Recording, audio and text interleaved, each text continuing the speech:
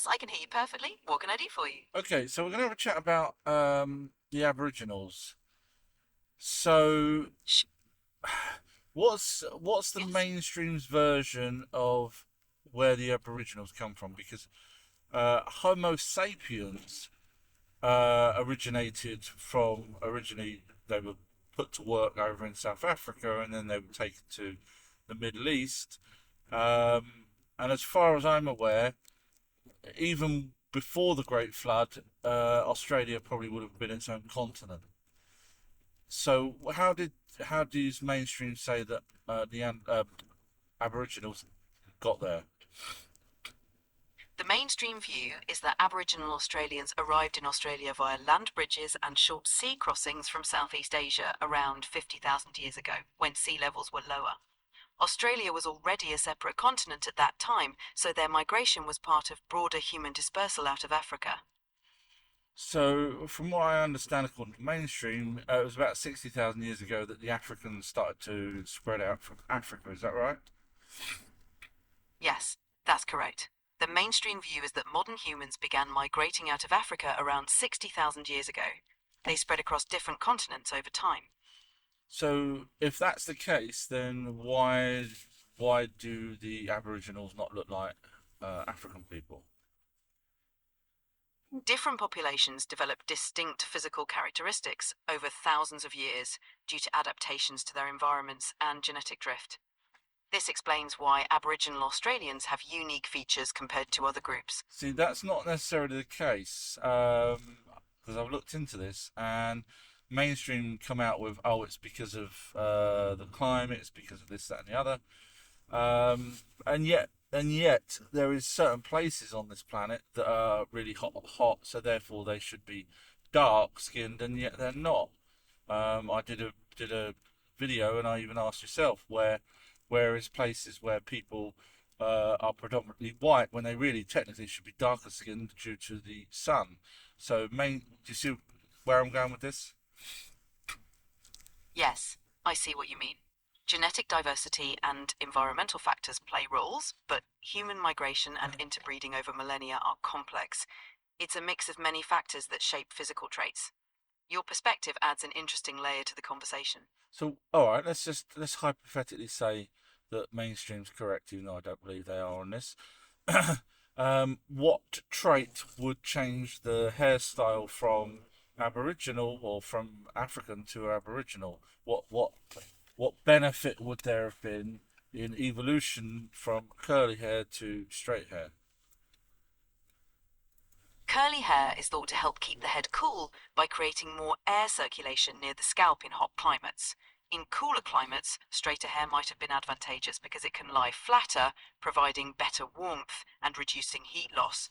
Different environments would favour different traits over time. That's what mainstream say. So, as far as I'm aware, certain places in Australia are hot. That's true. Certain regions in Australia can be quite hot. It's interesting how different environments can influence physical traits in various Okay, ways. so where What where do you were think the about this? Aboriginals from? In other words, were they from the hot parts of Australia or were they from the cold parts of Australia? Aboriginal Australians originally migrated from Southeast Asia and adapted to various climates across Australia, from hot deserts to cooler coastal areas. Their diverse environments From likely hot deserts. influenced So their those ones adaptation. have got curly hair, have they? No, Yes, many Aboriginal have Australians they? have curly hair, which is common among Indigenous populations in Australia. Okay, so It's what one of the about? many. Hang on. So what about the ones in the cooler places? Have they got curly hair? Hair texture among Aboriginal Australians can vary widely, So influenced by you can't. exact. No, come on, play the game. So, um, are there curly haired Aboriginals in colder parts of Australia? Yes or no? Yes, there are Aboriginal Australians with curly hair in So various regions. so mainstream's view isn't quite correct, really, that wherever you are, that's the reason why your hair changes. Hair texture is influenced by multiple factors, not just environment. It's a combination of genetics and adaptation Well, over okay, time. let's go to So genetics it's then. So, how did the Aborigines mingle with someone that didn't have? Because when you say genetics, you can't just say genetics without having a reason for the genetics to have changed. What changed the Aboriginals' genetics? Genetic changes can occur through mutations, natural selection, and genetic drift over long periods. Migration and interbreeding with neighboring populations can also introduce new genetic traits. Neighbouring These factors populations of contribute. what? That because Neighboring they populations. would have all been the same. Homo sapiens came from. You agree with that, don't you? That Homo sapiens all came from South Africa or Africa. Yes, the So who are they mainstream going to view is that breed Homo. with then? Who are they going to breed with that's different? As Homo sapiens migrated out of Africa, they encountered and interbred with other hominin groups like Neanderthals There and we go. Denisovans. Now we're getting somewhere. So that's why. Yes, So when I asked you why Aboriginals look different, what you should have said is they bred with other hominids, which seems to be the case around the world with Homo sapiens breeding with, Homo erectus and so on. That's really the crux of the thing, isn't it? As opposed to this whole baloney about genetics and mutations and all this crap. Sorry for being rude, but let's be honest, it's down to who they bred with, and obviously Homo sapiens were Homo sapiens, so they would have bred with another species to have changed their appearance or been hybridized, either way. indeed. Interbreeding with other hominins like Neanderthals and Denisovans contributed to the diversity we Hang on, see you say today. Denivisms. As far as I'm aware, we've only got a finger bone and possibly a hand of one Denivism out of the whole planet. Is that correct? Yes, Denisovans are known from limited remains like a finger bone and a few other fragments. So But genetic analysis. you've just said that Homo sapiens bred with the likes of Denivisms, and we've what evidence have we got that they actually did that other than a finger bone for the whole planet, pretty much? Genetic evidence from DNA sequencing shows that modern humans carry Denisovan DNA, indicating interbreeding despite the limited fossil record. So we've got possibly a normal Homo sapien, because you got to remember there are just tiny fragments that could have this person could have had mutations. This one person could have had mutations, um, and we've called it denivism, even though it could just be a Homo sapien with mutations, as you said. We're allowed to have mutations. Um, and so we are now saying that we've bred with denivisms, even though we can't find any denivisms other than a couple of scattered bones, tiny bones. Do you see where I'm going with this? I understand your point. The identification of Denisovans is based on distinct genetic markers found in modern humans, indicating a separate group. While the fossil record is limited, genetic evidence suggests interbreeding with an archaic human group distinct from Neanderthals and modern humans. Sorry, there's a fire police thing behind me. So, what hominid species was in Africa? Is there any denivisms over in Africa? Denisovan DNA has been found in some populations, particularly in Asia and Oceania. In Africa, the main archaic Hang on, humans were other we've groups. just agreed that there's virtually nothing, and now you're telling me in Asia and so how many bone different bone fragments different? I'm not on about in the same cave. How many different Denivism specimens have we found? Denisovan remains are indeed limited. Besides the initial finger bone from Denisova cave in Siberia, there's also a jawbone found in Tibet. Genetic evidence from these specimens and their DNA in modern humans supports their existence. So two. Yes, those are the two primary Denisovan fossils identified so far. Right. So Yes? So, what species, and don't say denizens were over in Australia, we've just agreed that Tibet and Siberia, that's not Australia. So, what hominids were in Australia? In Australia, the primary hominins were Homo sapiens.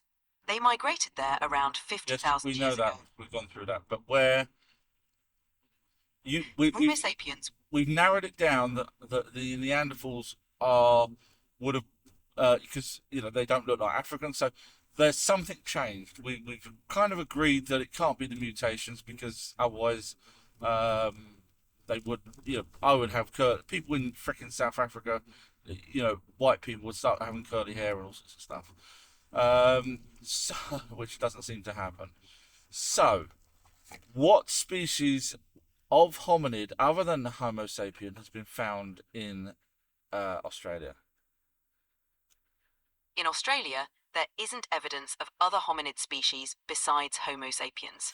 The So genetic we're diversity. ruling out that they bred at the moment. Obviously, until we find evidence, we're ruling out that the African people, went over to Australia and bred with another species, which is something you did say earlier on when you was given ideas of how they could be different. But we haven't got any hominids over there that they could have physically bred with that we're aware of. So that leaves us now with that they were changed before they went over to Australia. Would you concur? The genetic diversity in Aboriginal Australians primarily arose from genetic variation and adaptation over tens of thousands of Yeah, you years, say that, but rather. then we got no evidence of that. Have you got evidence of that?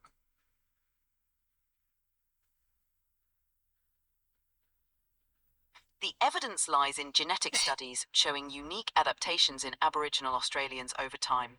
So what They you found? They found. Let me just get this straight. So you're telling me that they found skeletons of Aboriginal Homo sapiens, and they've sequenced their DNAs, etc., and they see variations of those DNA, even though there's Aboriginals that separated from each other, and one went to the cold part. Australia's a freaking huge country, and the others separated from each other, and yet you're telling me they all ended up with the same mutations. Is that what you're saying? Genetic studies show that Aboriginal Australians have unique genetic variations that developed over time. Who says they developed over time? Why couldn't they have? Why couldn't those mutations, as you call them, which I don't believe they are, have been bred into them prior to them going to Australia? It's possible that some genetic variations existed prior to migration. However, further adaptations likely occurred in Australia over thousands of years, resulting When you in the say likely, distinct. I asked for evidence, and it doesn't seem like you've got any. The evidence comes from genetic studies showing unique markers in Aboriginal But I've populations. just gone These through stud- there are different. So really, let's be honest. The only differences between Aboriginals and African people is the hair. What, unless you can tell me other things that's different. There are differences in hair type, skin pigmentation, facial features, and other genetic traits, reflecting adaptations to different environments and evolutionary pressures over time. So, was there any African looking people in Australia as Aboriginals with those Aboriginal pigments and everything? Not just looking, but with the same pigments, etc., that you just said that makes them different. Was there any African people found in as Aboriginals in Australia? Aboriginal Australians are genetically distinct from African populations, reflecting a long period of isolation and That's adaptation. what They mainstream have. tell you. Sure, what's your question? So, so we've got no Yes. Africans in Australia, even though it was Africans that came over from Australia. And yet we've got Africans in other places that haven't suddenly spontaneously mutated. Do you see where I'm going Yeah, or not? I understand your point. Genetic diversity can arise from adaptations and That's environmental no, that's what factors. mainstream keep pumping out. I've asked you for the evidence. You haven't given me any. I apologize if I wasn't clear. Genetic studies have shown that Aboriginal Australians have distinct genetic markers. Yes, I've This asked evidence you, and I said to you, have we got, for example, five skeletons that show from oldest to newest the variations of changing, or do we just have five skeletons that have different markers and DNA to African people? Which one is it? We have genetic data from modern Aboriginal Australians and ancient DNA from a few remains, showing distinct markers compared to other populations. This supports their unique genetic history. Hang on. So the modern Yes, ones are have different to the skeletons found of Aboriginals. Is that what you're saying? No, ancient skeletons. no. Modern Aboriginal Australians share genetic markers with ancient remains found in Australia, So I'm showing right. There is no difference between the old um, Aboriginals and the modern Aboriginals. Therefore, when you keep regurgitating mainstream's point about mutations over a long period of time, which is what you said, we have no evidence of that. Is that correct? Aboriginal Australians have genetic continuity with ancient remains, but they also show evidence of adaptation over time. I've asked for the Genetic evidence of that. Have we actually got? I've asked you. I said to you, have we got, for example, five skeletons that actually have the differences changing over a long period of time, and then you come out and said about modern humans. So modern Aboriginals. So have we got? Can I go and look at the evidence of many different skeletons that are showing this adaptation over time, or is it just a marker that you know where I'm going with this? Genetic studies primarily analyze DNA from ancient and modern remains to infer changes. While there are ancient remains, detailed skeletal evidence showing specific genetic adaptations is limited. So there's none. The focus So I'm right. I'm right. God. Okay. So let's go back to Aboriginals. So let's be honest then. They came over as the Aboriginals that they are now. So let's have a look where they would have come from. So mainstream say they come from where? Africa. Is that right? Yes. The mainstream view is that Aboriginal Australians originally migrated from Africa. Right. What's the evidence? What is the very, very best evidence that we've got that Aboriginals were there 60,000 years ago and not 10,000 years ago? Whatever, what 100% totally unrefutable, and please don't use freaking carbon dating, because we know that there's issues with that and radio dating. What's the best evidence we've got that it's 60,000 years, not 10,000 years? Evidence includes ancient tools, art, and human remains dated through multiple methods, such as luminescence dating and stratigraphy, showing occupation over 50,000 years ago. Okay, so we've got 50,000 years. Now, you said originally that there's land bridge, and then you also then said that Australia was its own separate continent. Which one was it? Around 50,000 years ago, sea levels were lower, creating land bridges that allowed migration to Australia. Australia was a separate continent but connected by these temporary land bridges. Well, separate. When you've got something separate, I don't know about you, but when you've got something separate, it means it's not connected to anything else. So was it connected to something else, or is that a way of trying to get round the fact that they suddenly appeared in Australia when they shouldn't have? So is it separate, or is it actually connected? Because if it's connected, then it's not really separate. During periods of lower sea levels, Australia was connected to nearby landmasses by temporary land bridges. It was a separate continent, but had these connections When during you certain say periods. temporary, how can it be temporary? Can you tell me that the sea levels were higher prior to that? You know, how temporary is it a year? Is it 100 years? Is it a million years? What's the temporary part of it being connected? What makes it temporary? The land bridges formed during periods of lower sea levels, likely lasting thousands of years during ice ages. They disappeared when sea levels rose again, making them temporary Ice in ages. geological. How many evidence have we got of multiple ice ages, or are we only aware of one?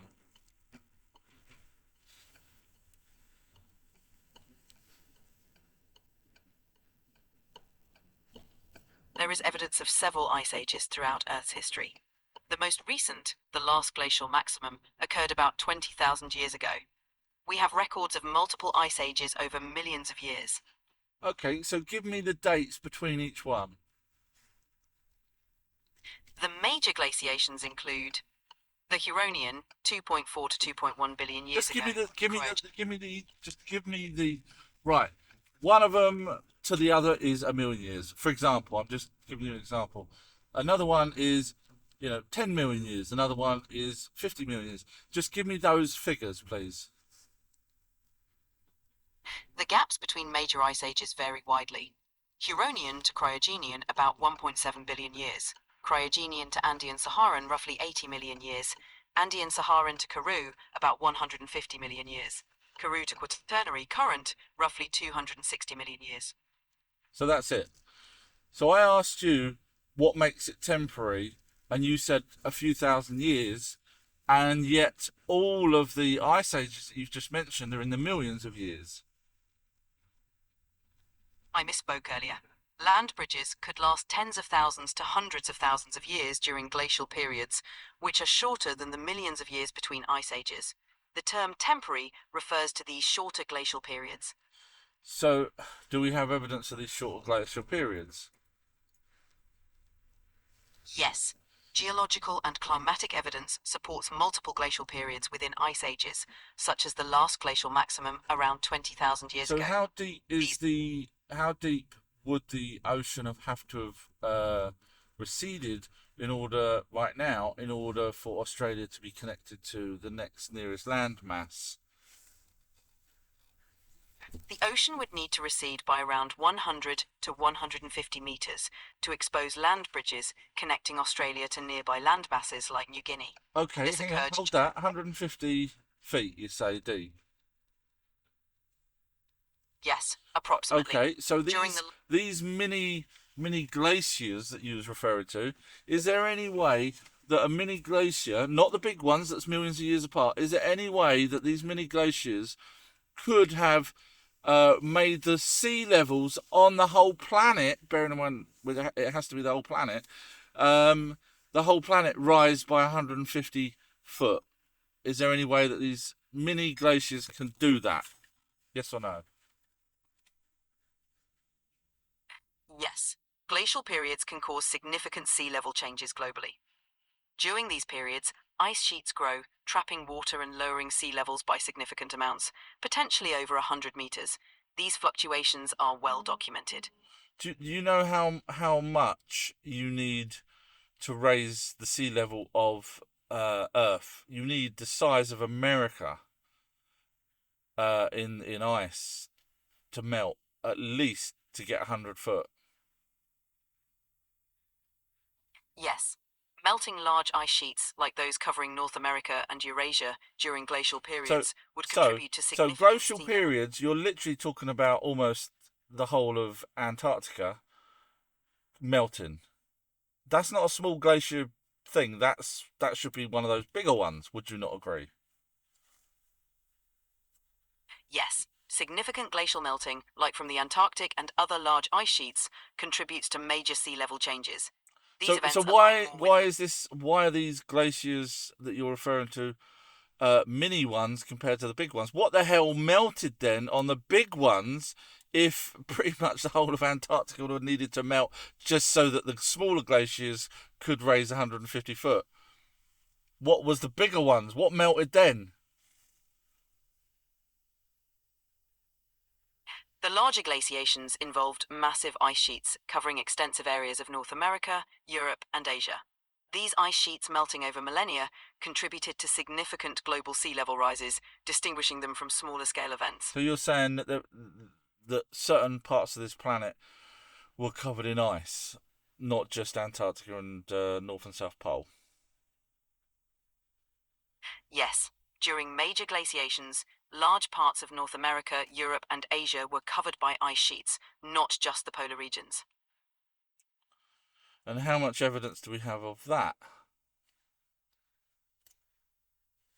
There's extensive geological evidence, including moraines, glacial till, and striations on rocks showing past ice coverage across these continents.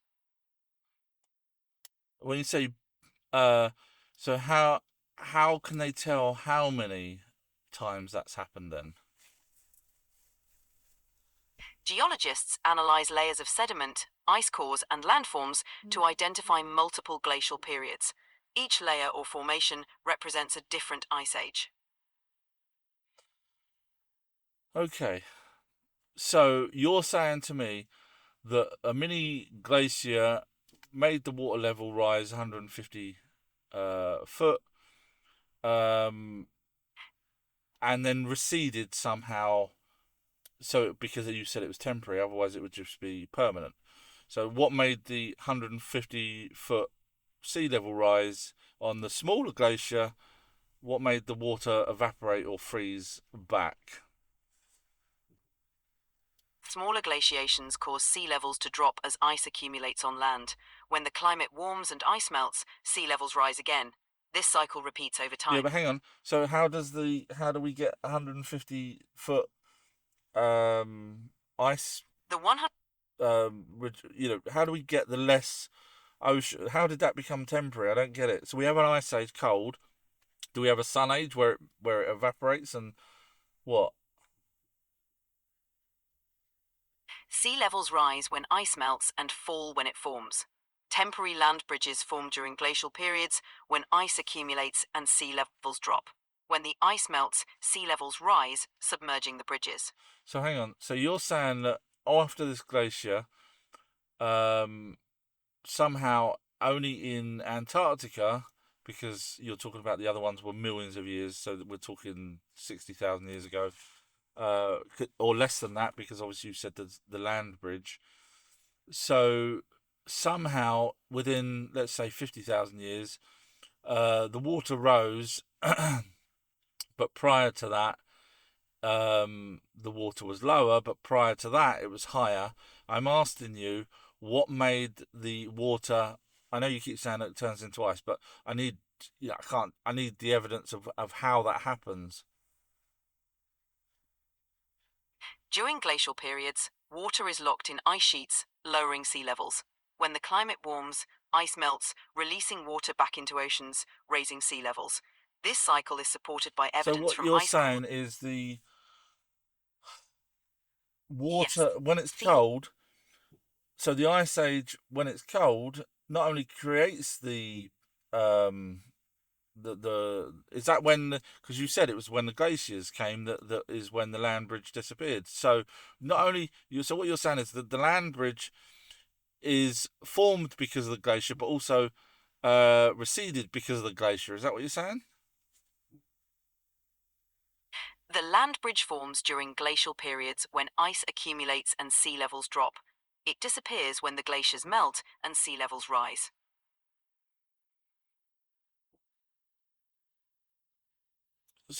Hang on. So the glaciers start that again. Sure. During glacial periods, ice accumulates, lowering sea levels and exposing land bridges. Ice When the climate accumulates. Where's the ice accumulate? ice accumulates in large ice sheets over land, particularly in polar regions and high altitudes. So somehow, I'm just trying to get my head around this. So somehow, on this whole planet, ice, where it's cold, sucks up. Let me just try and get this right. Sucks up the size of America, at least, probably even bigger than that, um, and freezes in the poles, at least Antarctica. Let's just say. Um, is that what you're saying? That the whole of the planet's water ends up in, because obviously 60,000 years ago or 50,000 years ago, the glaciers, etc., and the ice that you was talking about was from the bigger ones where you said it was in different continents. So we did, unless you're telling me that Europe, etc., had was covered totally 50,000 years ago in ice. Is that what you're saying or not?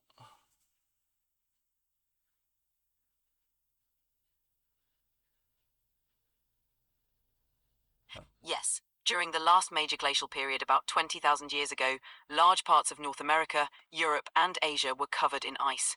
This ice trapped large amounts of water, lowering sea levels globally.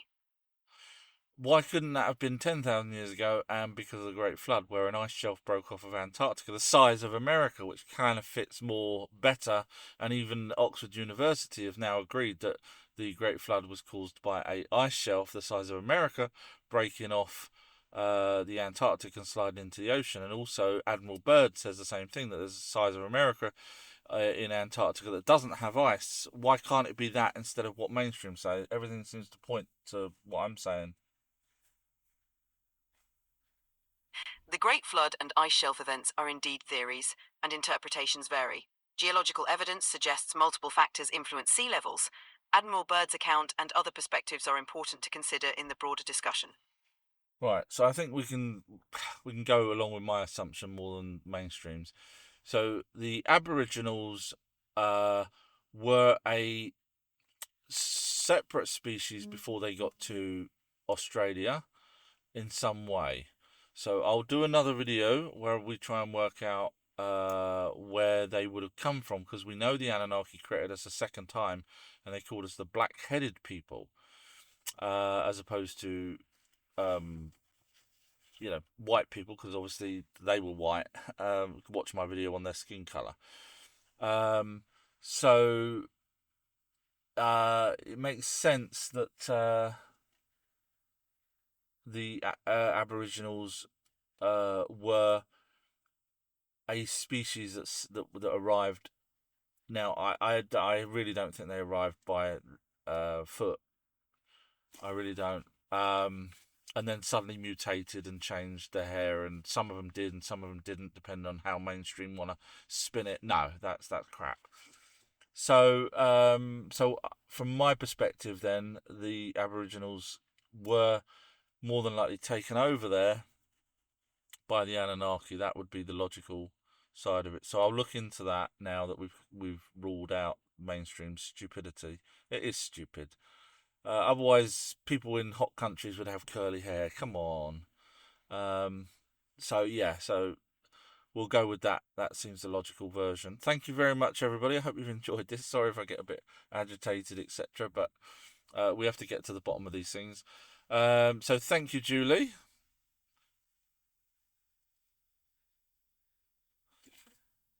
She's off now. So if you're interested in more of these kind of chats and videos, thousands of them, and documentaries, go to ourtruehistory.co.uk, ourtruehistory.co.uk, and you will find everything you need there. So that's all from me for now. Sorry if I do get a little bit excited, but that's how the way I work. So thank you very much, and I will catch you all again very, very soon. Um, God bless, and when I say God, I'm referring to the Anunnaki. Bye for now.